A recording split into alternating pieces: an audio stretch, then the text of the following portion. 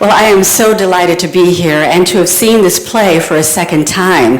It just gets better on second viewing, and it's so inspiring and so relevant to what our lives are like today.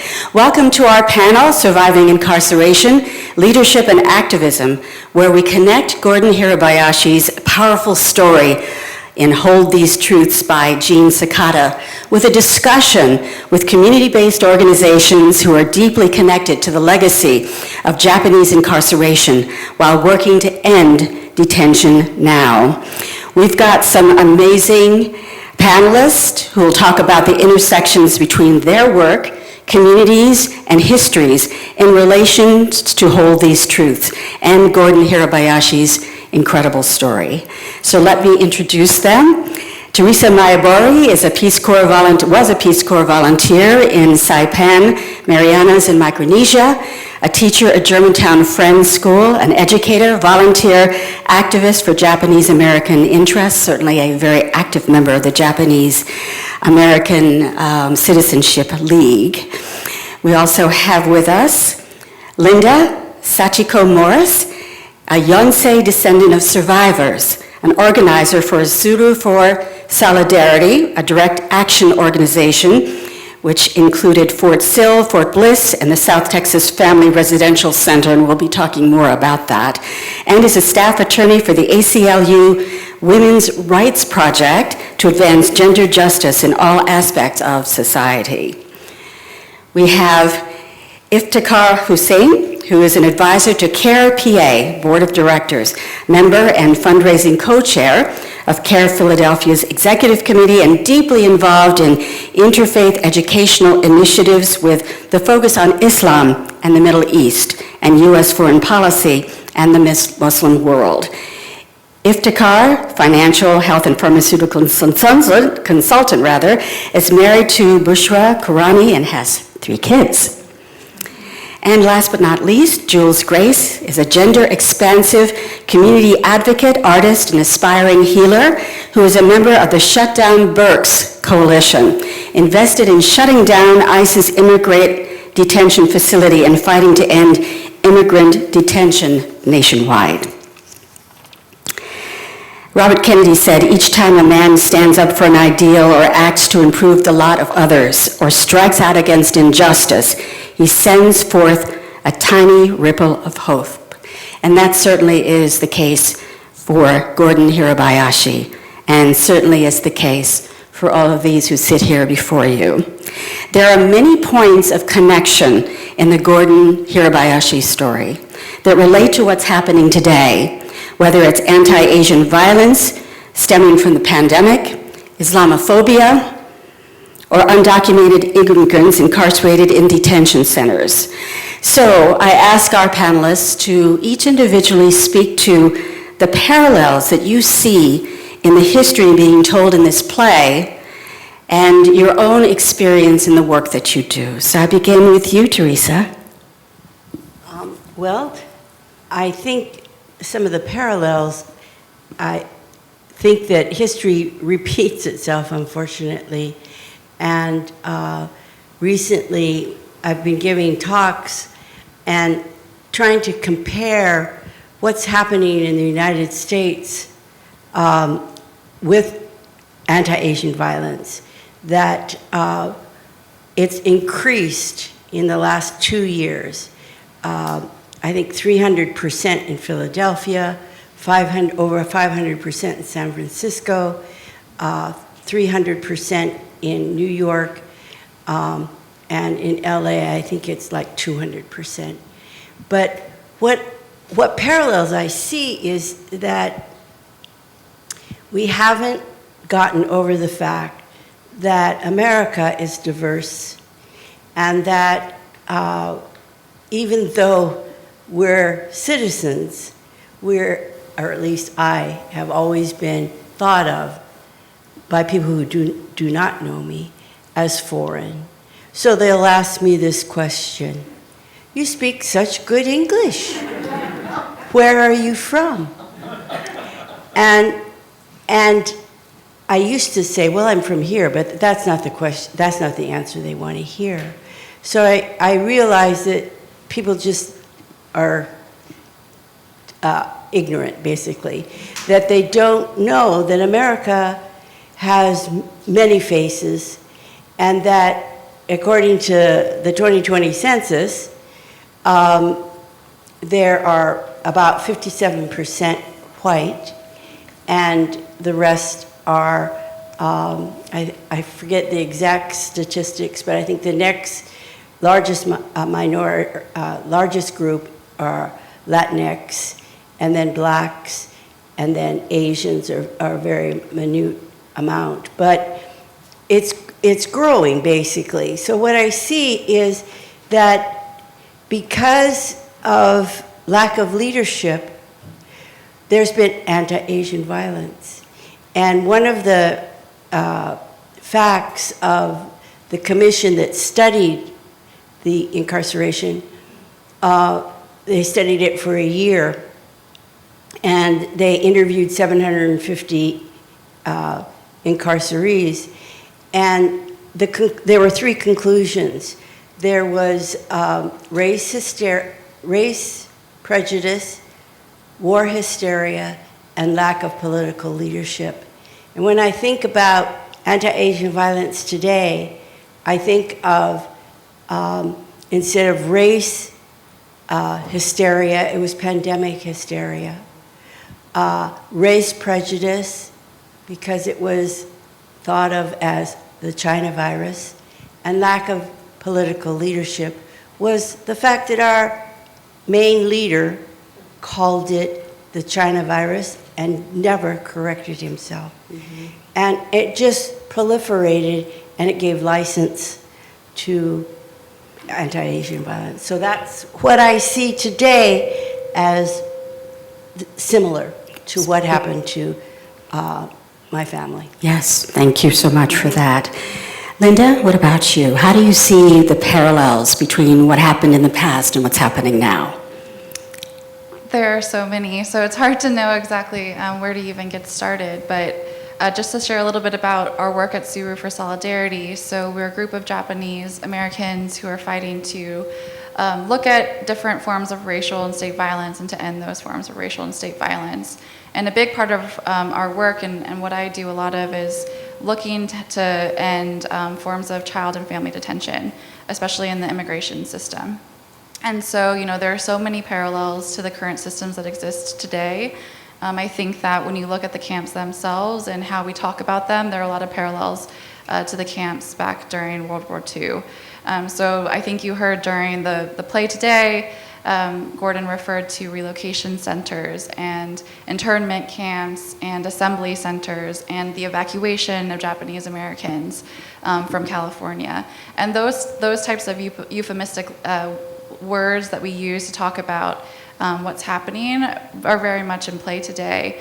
When we talk about, for example, the family residential center in Texas that detained immigrant families and children.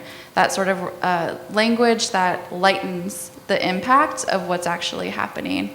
And we see also another parallel to mention is just the ties to national security as a justification for how we treat others, especially minority groups. National security obviously was the big justification that was given for the incarceration of Japanese Americans. That's the same rationale that we're seeing to the treatment of Muslim Americans, the treatment of migrants who are trying to enter the country, especially during the pandemic. We've seen that. So, I mean, there's so many parallels to be drawn, but those are just a few that in our work at Tsuru for Solidarity, we try to look at our history and draw out those parallels to make those connections and show that actually what we've seen in the past, there's a very cyclical relationship to what's happening today. And until we're able to really address it and confront it and name it for what it is, we're not going to be able to end it. Iftekhar, what are your thoughts? Oh my. Where do you start, right? I'm going to read a few very short quotes from media personalities and congressmen and women post 9/11, and that should give us a frame of reference to the kinds of verbal and situational interactions Muslim Americans have had to endure since 9/11. If I see someone who comes in that's got a diaper on his head and a fan belt wrapped around the diaper on his head, that guy needs to be pulled over. Former Congressman John Cooksey from Louisiana. I fear that in the next century we will have many more Muslims in the United States. Congressman Virgil Goode from Virginia. And ex-Congressman Tom Tancredo, this is a few weeks after 9/11, he says, it is the result of the extremist fundamentalist Muslims. You could take out their holy sites. Host, you're talking about bombing Mecca? Tancredo, yeah.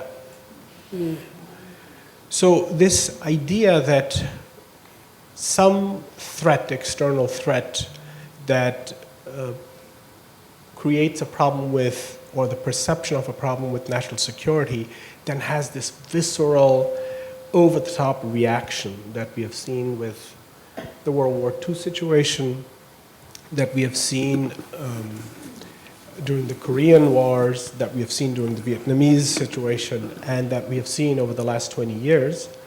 And the last 20 years is simply the effect of 9/11. If you take Hollywood descriptions of Muslims or Arabs, Jack Shaheen, who was many years a media expert, wrote a book titled Real, what was it titled? Real Bad Arabs, REEL, Bad Arabs. Analyzes dozens of Hollywood movies and productions, and he concludes that Hollywood has, for many decades, pushed this image that Arabs and Muslims are either belly dancers, billionaires, or bombers, right? And that is just very much part of how many people in America look at Islam and Muslims, conflating Arabs with Islam. In the Arab world, 40% of Arabs are Christians, but that's just conveniently forgotten, right? Arabs are synonymized, conflated, and reduced to Muslims. So it's something that the American Muslim community continues to face, and it is sad. I have some personal stories to share, but maybe we'll do that. All right. Yes, I would love for you to share some of those stories. But let's move on to Jules and share with us your thoughts about the parallels or some of the connections between the past and the present. Yeah, what was really echoing in my mind when the story was being told of Gordon's thoughts on how the treatment of how they were being treated at that time was specifically what was echoing was how he was saying our human rights are being attacked by us being put in these evacuation camps and us being removed from society. Our basic human rights and our constitutional rights are under attack. And it is not a crime to be Japanese. And when I think about the people that are currently incarcerated at the Berks County Detention Center operated by ICE, when I think about all of the people that are currently in ICE detention in the US, it is not a crime to seek asylum from extremely dangerous conditions. It is not a crime to seek a better life.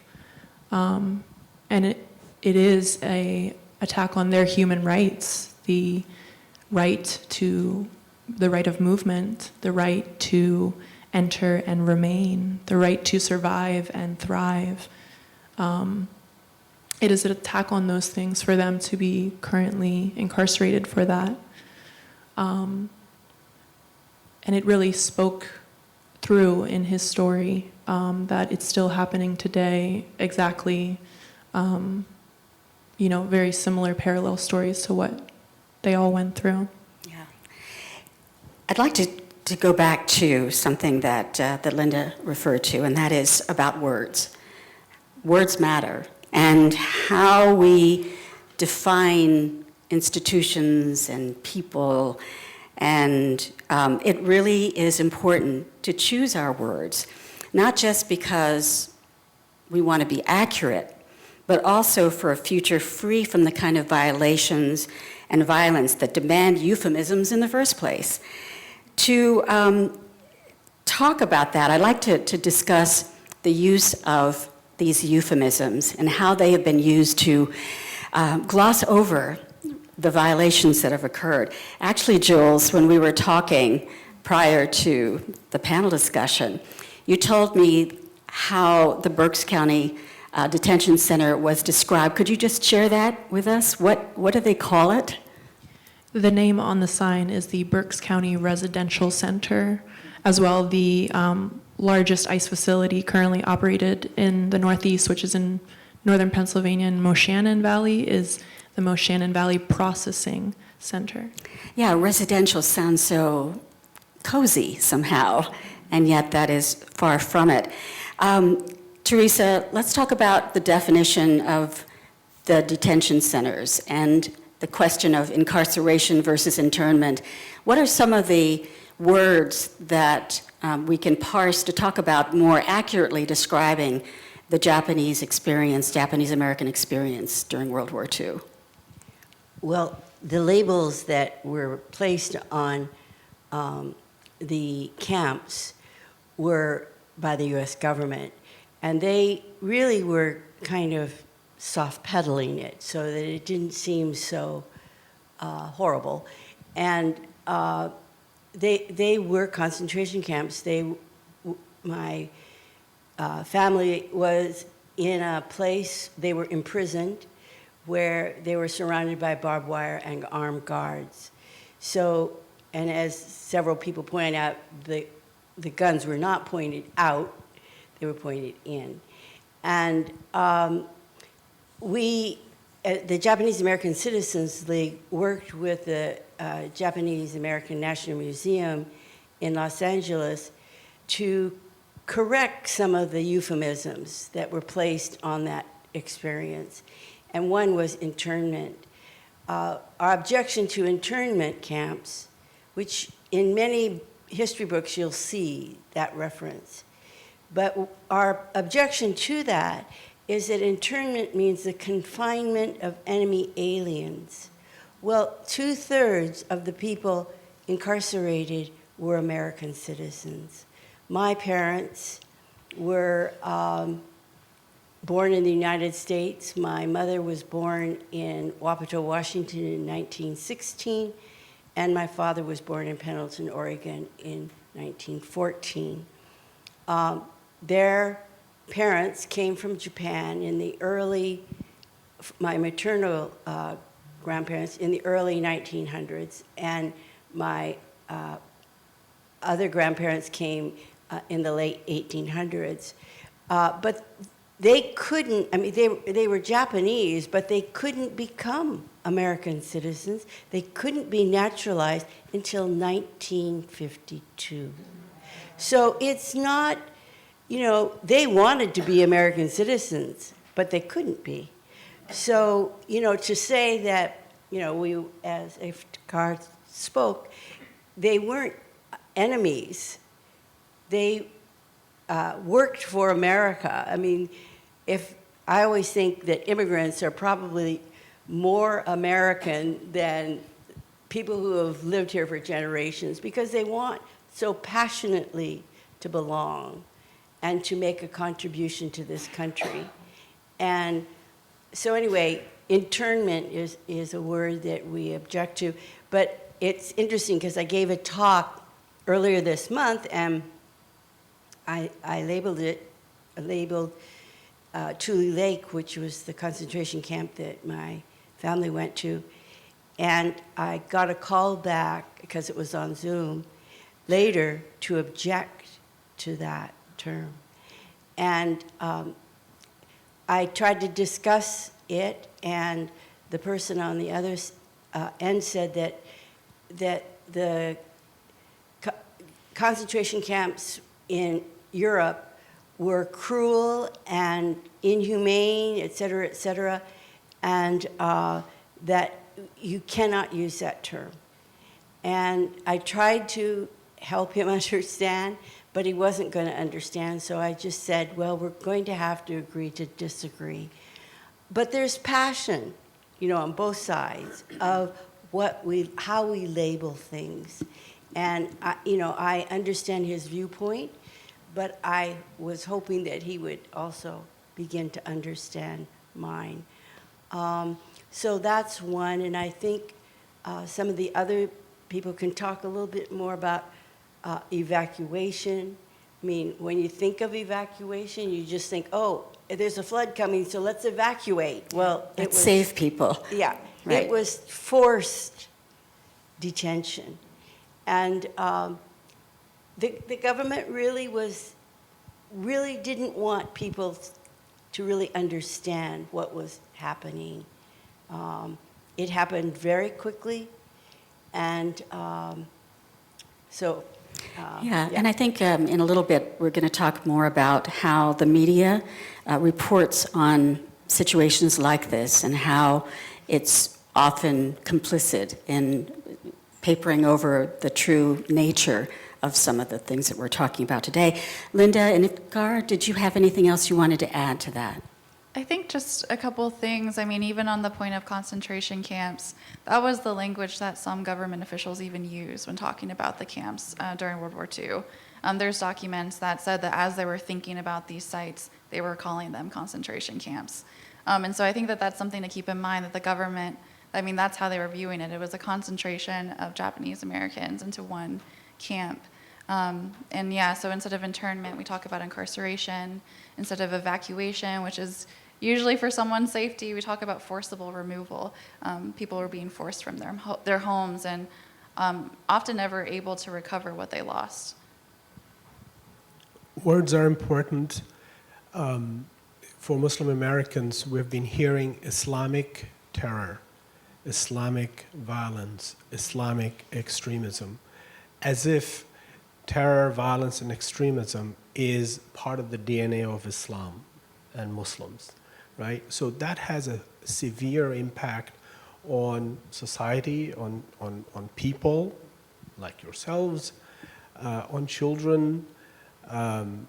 My son, when he was, I think, in 3rd or 4th grade, was told after the execution of Saddam Hussein, because my last name is Hussain, and my son's name is Omar Hussain, he was told, he was given condolences that, we're very sorry that your father was executed, in a mocking way. And these are little children. He was 8 years old at that time.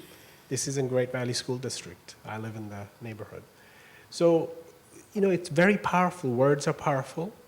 And if we are not careful, we essentialize and conflate and reduce a tradition that is so rich, Islam, Muslim history, Islamic history, and essentialize it to violence committed in the name, those 19 hijackers did commit it in the name of Islam. But you cannot reduce a 1,500-year-old civilizational tradition down to the action of 19 people. Jules, anything you wanted to add to that? Yeah, I think especially when we're talking about the use of words, when they label facilities that are called, they're labeled as residential centers, you think of home, you think of comfort. But in that facility, Berks County Residential Center, when it was still incarcerating children, recently it was incarcerating families, women and children. There was a mother, a 19-year-old mother, who was raped by a guard, and it was labeled as sexual assault. That is what the guard was convicted of. And so we can't just believe the light words that are the labels. We have to look at the truth. We have to hold the truth of what is actually going on inside of the facilities. We have to question the conditions of the facilities. We have to push for visits. We have to show up as a community and as a family to these individuals, because the institution will not look out for them. The politicians surrounding the issue will not look out for them. The County Commissioner Leinbach of Berks County, fought with us when we said this was a situation of rape. He said, he diminished it. It's only sexual assault. It was only sexual assault. And now the center is a women's detention center, and there's a history of abuses, of rape, of harm done to women in ICE detention facilities in the US. And we don't want to wait for another moment, another harm being done against women in Berks County Detention Center for them to make a change. We want them to close it before anything would happen. Injustice anywhere is a threat to justice everywhere. That's what Dr. Martin Luther King said, and it's so true. And I think that all of you up here are true representatives of that, that sentiment. When you talk about Tsuru for Solidarity and the work that it did for closing a family detention center, when you talk to, I remember, Teresa, you were telling us about the Quakers and the impact that they had during World War II and how they stood up. Iftekhar talking about how CAIR went to visit Manzanar, one of the detention camps. And JACL has been also very supportive of the shutdown Berks. But I wonder if we can talk more about that allyship, that cross-connection, building support across many different boundaries and groups. And I loved hearing about the Quakers. So please, Teresa, share with us about that. Well, the Quakers, when this all happened in 1941, 42, the Quakers were one of only two national organizations that said this is unjust, this is wrong, this is unconstitutional. And Gordon was a Quaker, and they stood up with him and said, you know, they would support him in contesting it. I think that, you know, in Quakerism, the belief is that everyone has light, and that we're all worthy as human beings. It doesn't matter what we believe, in the sense that we all share that light. And one of the things that is one of the things that I found that some of my relatives would talk about was that the Quakers did come into the camps. Some of them were teachers, and they taught some of the children because they realized that there were children that needed educating, and they didn't feel that they should just languish in the camps. The other thing that the Quakers did was they figured that there were students in camp that should be going to high school, into good high schools, and to colleges. So Quakers have a network of schools. So I taught at Germantown Friends School, and I discovered that the first people of color at GFS were Japanese Americans. There were 2 Niseis. And that was true in Westtown, Friends Select. Other Quaker schools took in Japanese American students. Also colleges did that. One of the things the other thing that sort of touched me was I heard, you know, someone asked, well, what can we do? What, as ordinary citizens, can we do? And it brought me back to something I was told by a woman who lived in Japan, and she is American, and she was translating some of the work that a Quaker did in Tokyo. And she had to, Esther Rhodes had to come back to America because the school felt that it was too dangerous for her to be there as an American during World War II. So she came back, and when she heard about the incarceration, when people were getting on trains, you know, with their 2 bags, their only possessions, she said, you know, this isn't right, we've got to do something. So she did a simple thing. She got together people to serve coffee and treats or breakfast. And what I thought, what made me really feel that moment was that here, all these people trying to get onto trains were feeling rejected. We're the enemy. People think we're the enemy, so we have to get on these trains to go to who knows where. But there was at least a few people who did just a small thing, which was to give them coffee and donuts or some treat. And I thought, you know, it must have felt so good to suddenly think, well, there are people who are kind. So that really gave me inspiration that no matter how huge something is, there's just small acts of kindness that you can do that will make a difference. I love that story. Linda, tell us more about Tsuru for Solidarity's campaign. It's extraordinary, where Japanese elders and camp survivors got involved in closing down a family detention center. Yeah, I mean, I think that something that Tsuru for Solidarity often says is that we want to be the allies that our families deserved, that our ancestors deserved. Because, as Teresa pointed out, very few people were actually there for Japanese Americans during that process and everything that happened. And every act was incredibly meaningful and would have been incredibly meaningful. And so something that we often do, I think just to paint a picture of what that looks like. So our first action was in, I guess it was 2019, which is a little bit crazy to think about, but we went to the Family Residential Center in Dilley, Texas, which was the largest detention center for families and children in the United States at that time.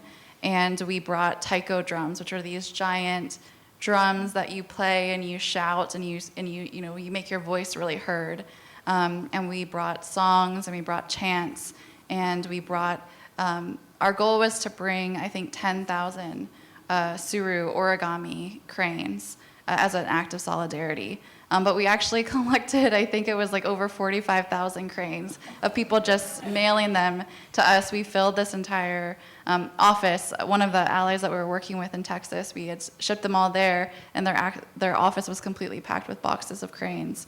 And we hung those up along the barbed wire fences. And we knew that the families probably couldn't see them. We weren't allowed, obviously, as close as we would have wanted.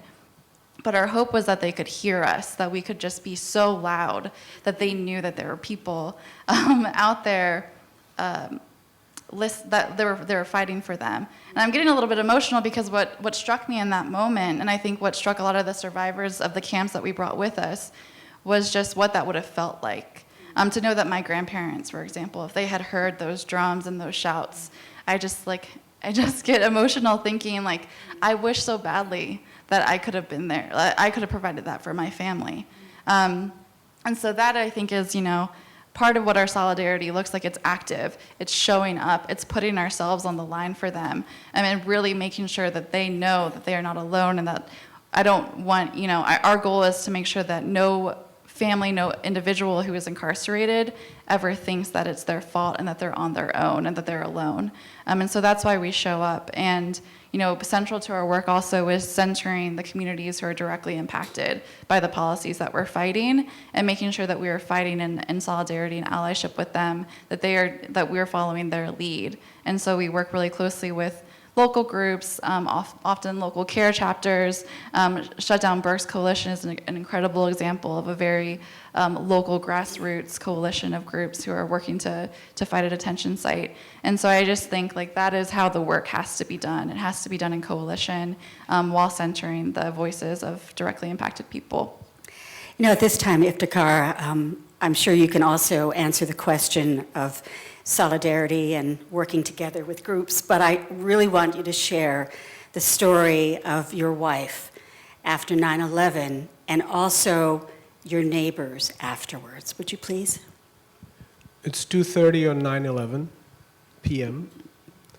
My wife, who is a hijabi, she wears the headscarf, so she sticks out clearly as a Muslim woman, is walking out of the Acme and Paoli with my 3-year-old and 2-year-old boys, right? So she's got them in her hands, holding their hands, and she's also pushing the cart. And a man comes up behind her and says, "Go home, bitch. You don't belong here." And she's scared. And then I had the privilege of shopping for the next 3 weeks because she didn't leave home after that incident.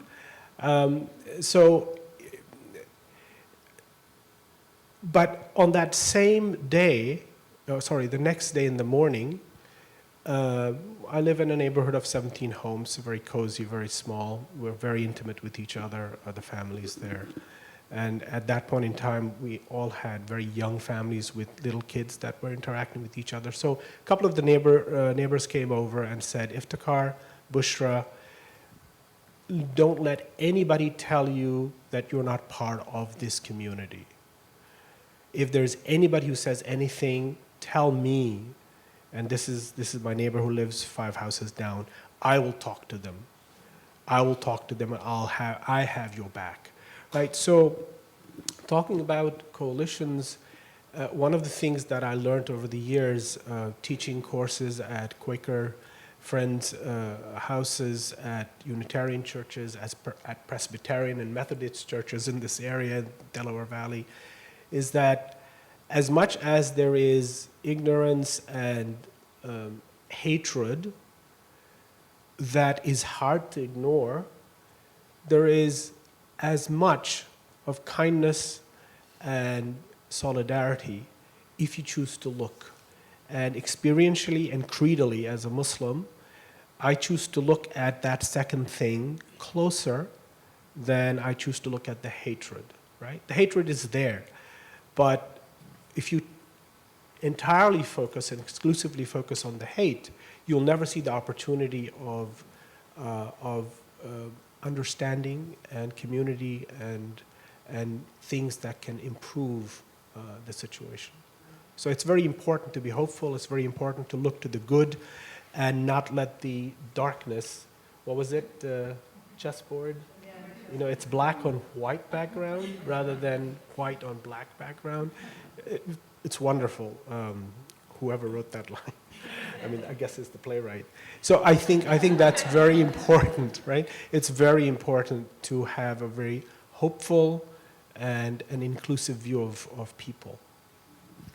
Jules, certainly Shut Down Berks is really a sum of the coalition of organizations that have come together for this cause. Can you tell us more about that?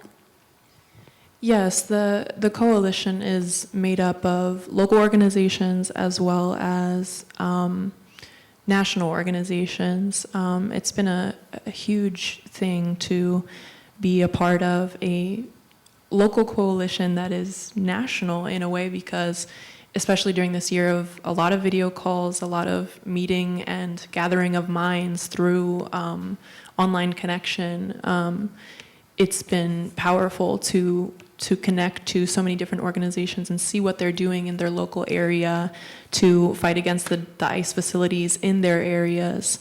And as a person who's, as a local coalition, I think we gathered a lot of strength from that, because it's very isolating to be fighting this, fighting against detention in a place in Berks County, in a place where the county commissioners themselves are the ones who are signing the contract with ICE. They are making business agreements with ICE, with President Biden's administration, to continue this horrible treatment of people in our county. And as few individuals in the county, we gathered a lot of strength from the collectivity, the community of other people doing things. I remember an action we did in front of Governor Wolf's house, and Tsuru for Solidarity came to there, and we all were there with our songs, with our chants, a multicultural, a multi-generational, a multilingual action where we marched back and forth in front of the governor's house and laid down offerings for the people that were currently detained and who had passed away in detention, whose families had been affected by it. We laid down offerings in front of his house. And just that feeling of, I'm not alone, we can do this, this might happen, this feeling of hope. It was all so that maybe, possibly, we could give that same feeling to the people that are currently detained. Every time we stood out in front of the detention center, and there would be families, women who had come out in the yard, far behind the fence, but still out in the yard, and they could see us singing and chanting and speaking against the detention they were currently experiencing, and they would chant with us sometimes. They would repeat the chant back to us. You know, they would start singing it themselves, and then we would start it. And Sounds beautiful. Yeah. That's what we just wanted to continue. We're sort of running out of time, but I just have to allow you to share something here, because as we saw the play, there's one aspect of it that is perhaps not easily understood, and that is the tremendous trauma of living under those circumstances.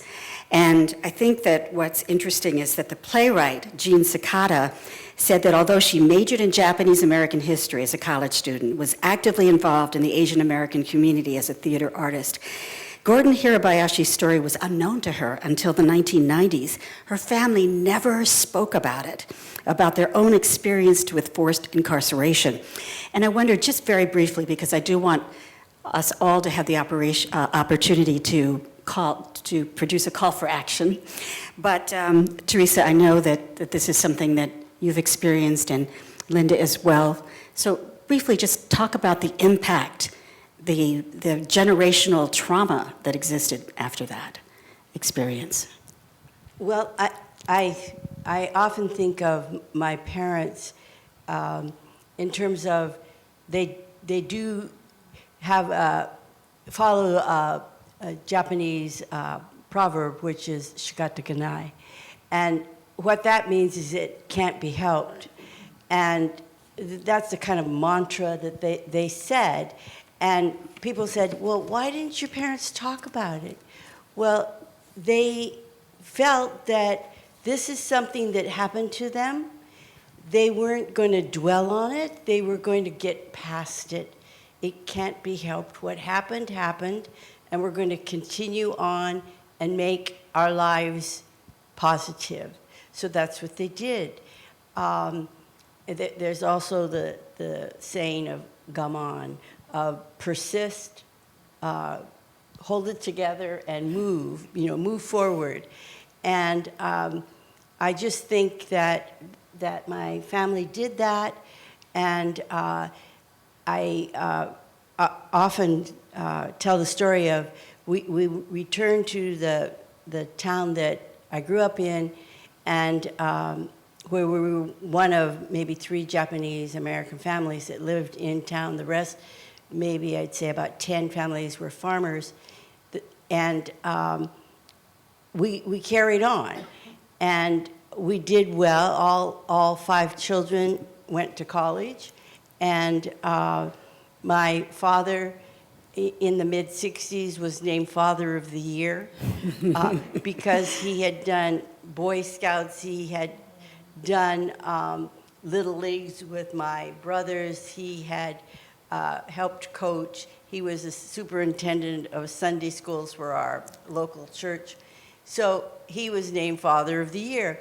Then when my mother turned 80, I can't exactly remember the year, but I think it was 1996. When she turned 80, we have a contest in our town, and it actually Auburn, where Gordon is from, which was called Pioneer Queen.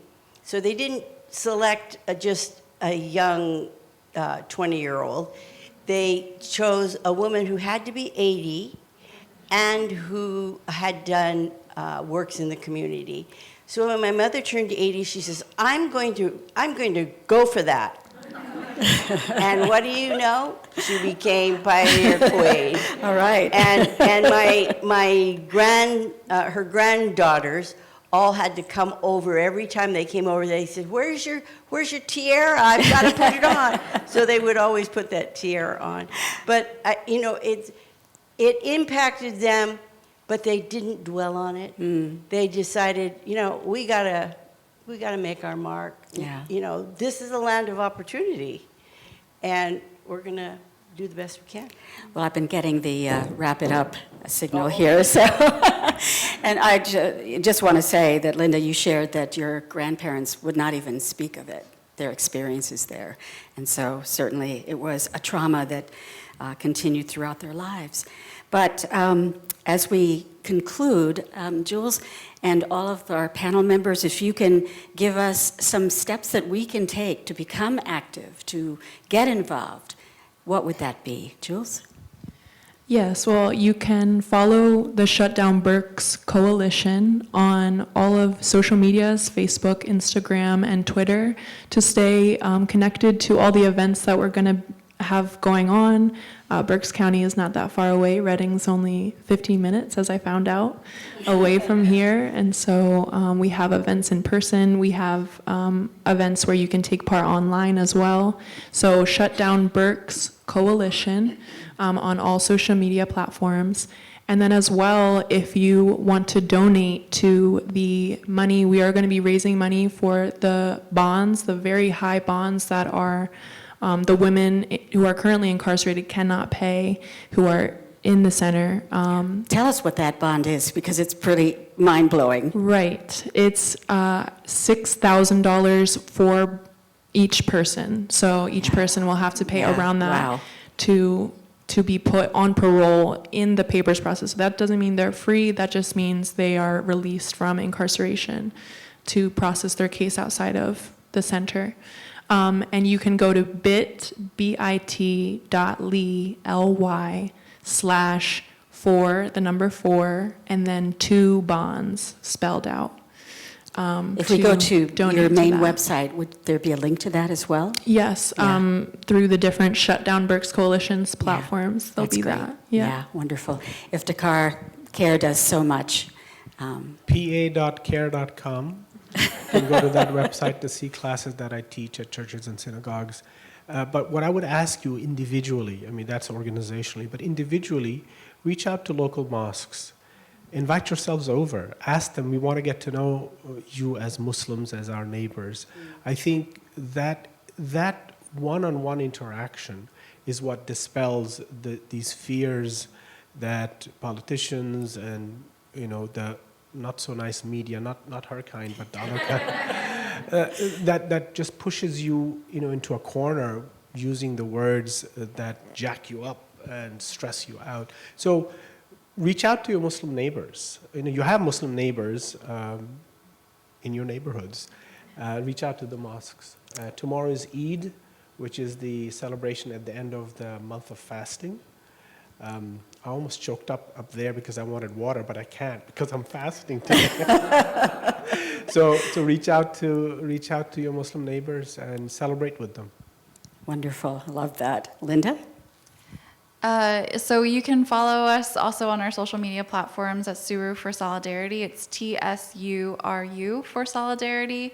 If you go to our website, tsuruforsolidarity.org, we have a listserv that you can, I promise we won't spam you. We don't send emails that often, but we do send updates about different actions that are upcoming. We're currently planning something in Fort Bliss, Texas. But what I would really just encourage you to do is actually plug into your local site fights, your local organizations. I think Shut Down Berks Coalition is such an incredible coalition. And so would just really plus one to what Jules said. I really follow their work because they're doing incredible things. And Teresa? Well, I think the JACL is supporting all these three organizations. If you're interested in JACL or Japanese American Citizens League, you can go to their website, which is jacl.org. Well, I'd like to thank all of our panel members. You are amazing. And you're all actually kind of examples of the nail that sticks out is the one that gets hit, but that's okay. Because you are taking a stand, an important stand, on the rights of individuals to live free. And I want to thank all of you for joining us here today, sticking around for this conversation. I'd like to give a special thanks to organizers Mieke D., Director of Community Programs, Liana Irvine, who's Associate Producer and Assistant Dramaturg. And once again, thank you again for joining us for this wonderful conversation, and hopefully you learned something and it will inspire you to take action as well. Thank you.